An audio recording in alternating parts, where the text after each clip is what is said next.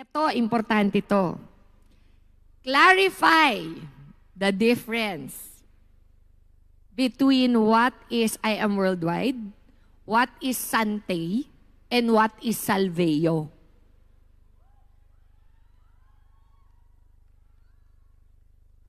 Loaded ang mga tanong ni Peach eh. Ano, Peach? Gusto ni anak, maiintriga ako. Ako naman po ay simpleng magsasabi lang ng totoo. Okay? Ang dahilan po kung bakit ayoko na talagang mag-network marketing noon is na-burn po ako ng Sante. Nilapitan po nila ako dati, nung nag-uumpisa pa lang sila. Ako po ang nagsusupply ng barley nila. Sinubukan nila pong dumiretso behind my back sa supplier ko. Hindi sila in-entertain. Kaya ang ginawa nila, nag-New Zealand na lang sila. Kaya hindi sila makakuha ng barley sa Australia. So sa lahat po ng Sante followers na nanonood sa akin today, sa mga online ninyo, stop using my videos. Stop saying, I am part of Sante. I have never been and will never be part of Sante. I am the barley queen. I am the one that brought barley to the Philippines, and I am worldwide.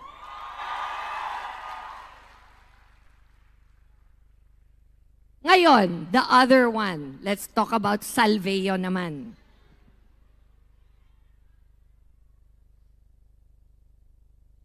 Nakakainit ng ulo sorry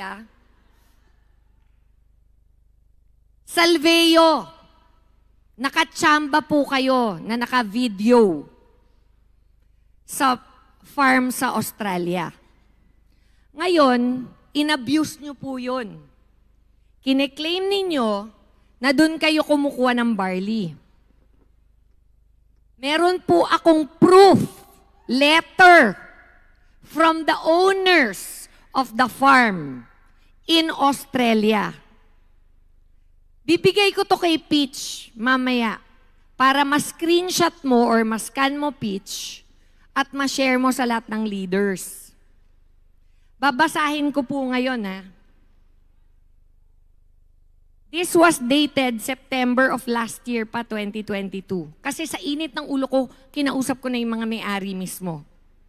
This is to certify that Herb All Organic Trading Philippines, who is the sole supplier of I Am Worldwide Philippines, is the exclusive distributor of our 100% Australian-grown, processed, and certified organic barley grass in the Philippines.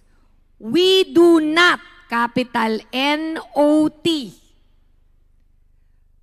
deal with or supply any of the Australian-grown products to Salveo barley. Signed by the owners of NutriGreen Australia. Siguro naman po, there's nothing wrong with doing business, di ba? But let us try to do business with integrity. Lastly, ito importante to.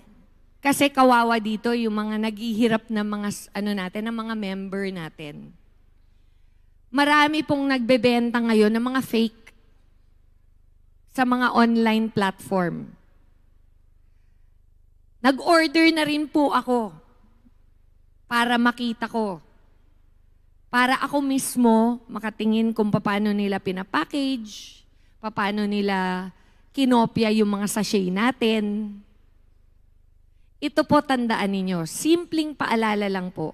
Kung ayaw nyo pong bumili ng fake, kung ayaw nyo pong madaya, baka mamaya balikan nyo pa kami, sabihin nyo bumili kayo tapos hindi naman gumagana.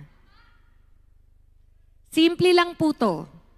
Bumili lang po kayo sa distributor na may ID ng I Am Worldwide. Pag wala po silang ID, wag po kayong bibili. Baka makamura nga kayo, fake naman na mabili ninyo. Sa mga online platform po, kapag bumili po kayo ng Louis Vuitton, tunay po ba? Pag bumili kayo ng Prada, tunay po ba? Hindi nyo po kasi naintindihan. Ganon din po ang level ng barley natin. Maraming naiinggit, maraming gustong kumopya, maraming gustong kumita. Pero ang kinikita naman nila, binebenta nila puro peke. Kaya nila nabebenta ng half price. Ang nakakakuha lang po ng half price sa I Am Worldwide is ang legitimate member. So, kung ikaw naman po ay member,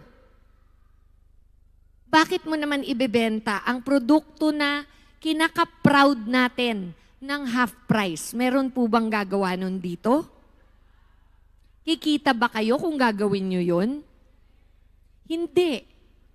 So wag na natin patulan yung mga online sellers pagdating sa ating mga produkto. If you want legit, go direct to the source. Yun lang. Remember always to work hard. Your purpose is to spread hope. Remember that hindi kayo by accident nilagay sa kumpanyang to. Remember always your mission is to spread hope, to spread health, to teach wealth, but most of all, to lead your member or your prospect to the Lord.